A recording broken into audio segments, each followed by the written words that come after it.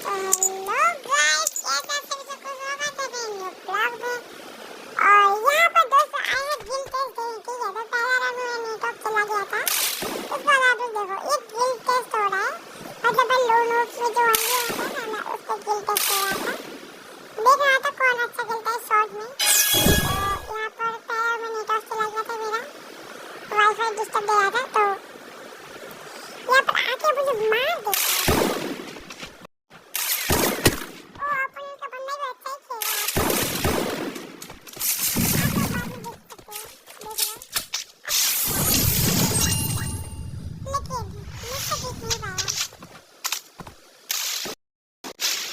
देखो ठीक है आप लोग, चलो बढ़िया।